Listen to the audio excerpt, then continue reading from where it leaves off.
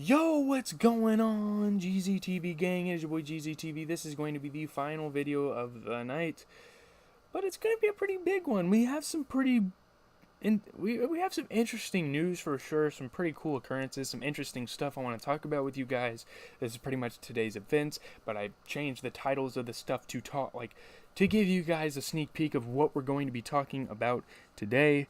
There's actually quite a bit that happened. I think during the week quite a bit happens. In the weekend I think it gets kind of dead.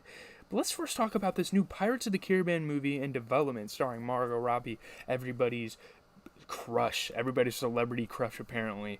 Um, Margot Robbie, they started talking to her and wanting her to be a role. A lot of people liked her from Wolf on Wall Street for the wrong reasons probably. Developing the pirate scripts, one with her, one without, Jerry Bruckheimer, yeah, no Jack Sparrow? Does that mean that, Johnny Depp isn't going to be in the movie? A lot of people really want Johnny Depp to be in this movie. He has made that franchise into what it is. Yeah, I don't know. Moving on, Lil Gotit told Young Thug about Lil Keed's passing. First he talked to Gunna about it, and now he has talked to Young Thug about it. It fucked him up. They know he's watching over him, though. Lil Keed was Young Thug's protege coming up, and Young Thug was a big mentor, signed him on the spot. The moment when Thugger signed Lil Keed was definitely a special moment in YSL history. Like, all of Keed's gang and, like, his family and friends were, like, listening to music and, like, in his hood. It was so cool, man. It was, like, a you made it moment. It was beautiful. Rest in peace to Lil Keed, man. Oh man, he's so good too. Like, I really like Lil Keed. There have been artists that have passed away like somewhat recently that I'm like, okay, I've liked a couple of their songs, but it's not like I bumped them on the daily in their prime. But Lil Keed, man, he dropped Trapped in Cleveland 3, he dropped Long Live Mexico, and those albums slapped for me. I really enjoyed those albums from Keed. But moving on, some interesting space news. Alien doorways spotted on Mars by NASA's rover. Very interesting. We're always exploring. We're always looking for aliens and stuff like that and extraterrestrial life. The internet erupted after NASA released the photo from their Mars Curiosity rover on Thursday. People believe the pictures of some kind of alien-made doorway, maybe like a portal to somewhere. People are weird. There are definitely some conspiracy theorists out there talking about this. However, experts are positive that it is just a natural feature of the Martian landscape. I don't know. It does. I don't know. That looks kind of unnatural. It's literally like this hole, and like there's two subsiding like dunes. I don't know. It's really weird looking. Some people are saying that Kodak Black is the Lil Wayne of this generation. On like a skill level, definitely not, but I can hear it with the voice, I suppose. Working with Kendrick, if it's not Kodak, then I don't know who it is, though, to be honest with you. Like, who else would be Lil Wayne? Lil Wayne is the that is true. Lil Wayne is the Lil Wayne of his generation. Lil Wayne has had such a longevity to his career. Yeah, I guess it is Lil Wayne. If it's not Kodak, then it is Lil Wayne himself. He's still making music. He's still set to drop some albums this year. I think he has the 6th installment of The Carter coming. He still has I'm Not a Human Being 2 coming. Stay tuned. I'm definitely doing full album reactions of some of those projects. Blue, formerly known as Young Blue, just passed 1 billion streams on Apple Music.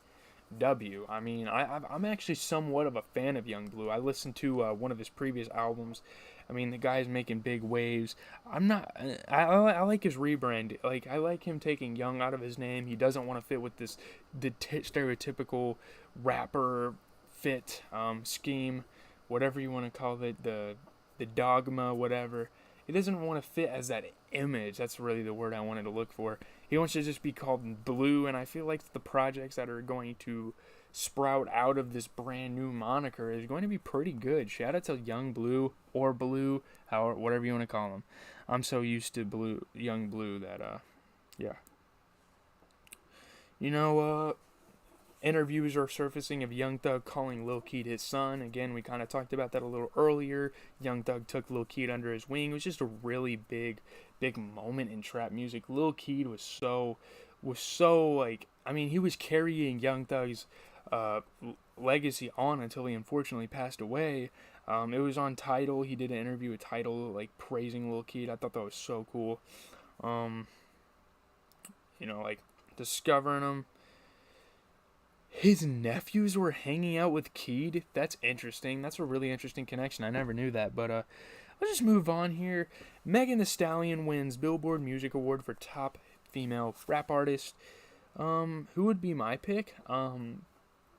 Is Doja Cat a rapper? Because honestly, if Doja Cat is considered a rapper, I think she's better than Megan Thee Stallion.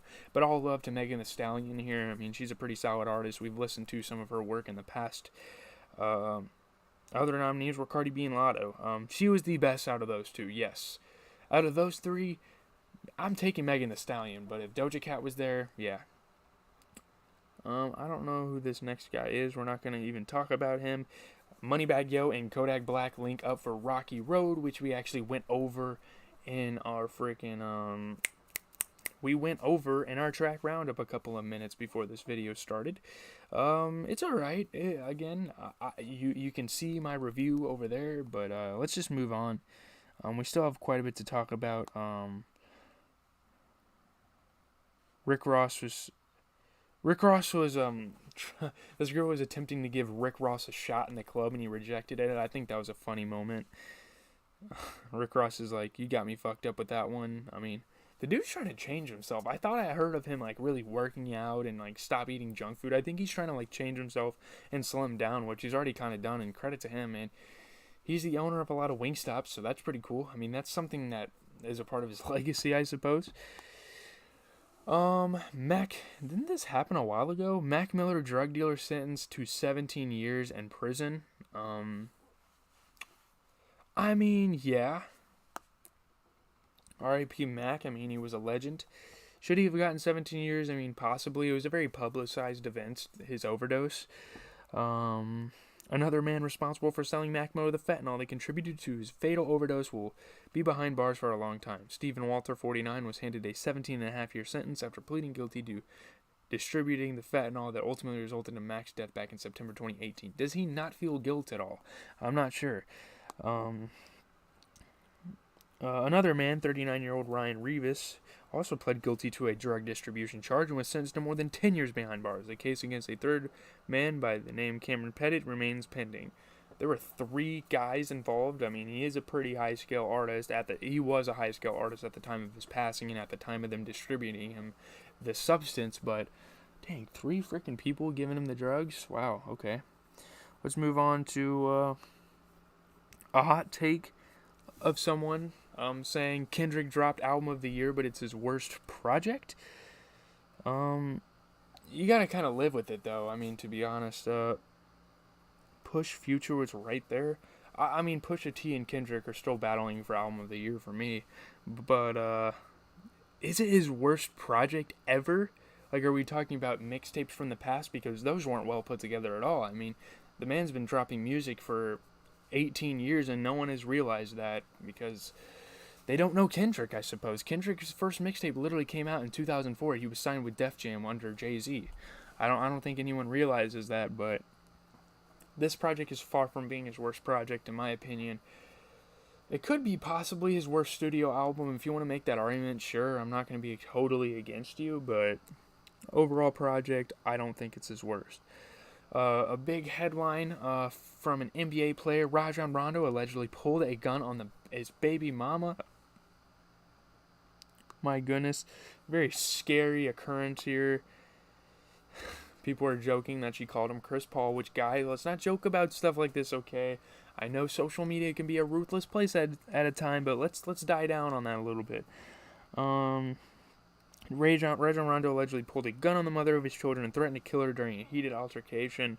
And the woman claims her kids witnessed the whole thing. That's what makes it terrible. 36-year-old Ashley Batchelor. That's kind of ironic. Rondo's former partner and mother of his 2 kids filed for an emergency protective order in Louisville last week, requesting protection for her son, and daughter. And the story she tells about the alleged incident is scary. Bachelor says Rajon, a 2-time NBA champ and 4-time All-Star, he was a great basketball player. This is a pretty big story. I was playing video games with the son on May 11th when Ashley asked the boy to separate laundry. Bachelor says Rajon became enraged and ripped the game console out of the wall in front of the kid. So she asked their kid to do laundry, and Rajon Rondo got mad at it and rage quit. What the hell is this man on? Why are you playing video games? Get ready for your NBA season. I don't think he's retired yet. Whatever. More on the Amber Heard Johnny Depp situation. Amber Heard says Depp's dog pooped in bed after eating weed. Big cap. I don't think that's real at all. She's just trying to make excuses at this point. She's just burying herself. The defense team should be humiliated with her, for real. Career suicide, really. That's what I think. I think Amber Heard should not be heard. She's fucking wrong in everything she said. Yeah, Johnny Depp might be a bigger celebrity. Maybe there's a little bit of bias there, but yeah, she blames it on the dog. She isn't to blame for the poop, instead blaming the dog. When Heard claims she was experiencing some serious bowel issues. Did you give him the weed? Because that's animal cruelty. What the hell? Come on. Amber's back on the stand Monday after a week-long break, and her defense team just brought up the infamous incident. Heard says the dog Boo, who was a puppy at the time, had gotten into Johnny's marijuana stash. Well, you're just saying shit. The other big news from today, Travis Scott is dropping UTOPIA this year according to Billboard. Now, is this confirmed? I guess so. So we could get this any time from now in between December 31st. So we still have 7 months before we could possibly see this record come out. But that's the max. I think that's the max time we're going to be waiting until a Travis Scott project, which it's long waited. It's been 4 years. Obviously, some controversy has happened earlier this year, and he was definitely at Rolling Loud last year kind of announcing that he wanted to release this album soon, and then obviously the concert occurrence happened, the tragedy. It's going to be a legendary album. People are saying it might be better than Astroworld. I hope it is. People are trying to say Astroworld is his best album of all time, but I really hope this album is better than Astroworld. Hopefully, man. Highly anticipated. We'll have to see. Post Malone performs Cooped Up in a love-hate letter to alcohol on SNL. I'm not going to listen to any of the snippets. I've heard of Cooped Up, obviously, with Roddy Ricch, but a love-hate letter to alcohol. That is a track that is confirmed to be on his new album, apparently. 12 Carat Toothache. Oh, June 3rd. It's not, that's literally the day I leave for vacation. Wow. People are saying he's coming. They're very excited. They said his performance was insane. I'm not going to watch it, but hey. Post Malone, shout out to you. I'll be listening to this album, man. Don't worry. McDonald's is leaving Russia after 30 years. McDonald's is done with Russia after more than 3 decades of investment, concluding that doing business there is no longer attainable as the war in Ukraine stretches into the third month. The fast food giant's decision to seek a local buyer for hundreds of Russian stores marks the first time it has given up on a major international market. Chief Executive Chris Kempczynski noted Monday in a letter addressed to the global McFamily. What the hell? But it's impossible to ignore the humanitarian crisis caused by the war in Ukraine. Vladimir's going to be having nightmares. No more McDonald's. Russia's going to finally be healthy, I guess. They still have alcohol problems, so I don't know how that's going to happen. LeBron James names his top 5 albums. It's always interesting to see celebrities give their takes on music. All classics here. He even included Life After Death by a freaking, it's Biggie, right? Biggie, Life After Death, yeah. He's a very West Coast dude. He really likes that West Coast sound, huh? The Chronic by Dr. Dre, Doggy Style by Snoop, Black Album, obviously, by Jay-Z. I love the Black Album. That is one of my favorites. That's a really good album there. Life After Death by Biggie. It was written by Nas. So 5 big albums from rap titans. Let's talk about our last thing of the day. A lot of artists performing unreleased track. Diddy performs unreleased song with Bryson Tiller at the BBMA, so we know Bryson Tiller is now confirmed to be on Diddy's new album. That's pretty exciting. It's called Gotta Move On, and it's a single, so hopefully we get it before the album. That would be pretty cool. But anyways, leave a like, comment, subscribe. As always, it has been GZ TV. I'm about to hop on the 2K grind, play that for a little bit. I have a God Squad. I'm not going to stream on Twitch. I've been streaming all day. But I'm out, boys.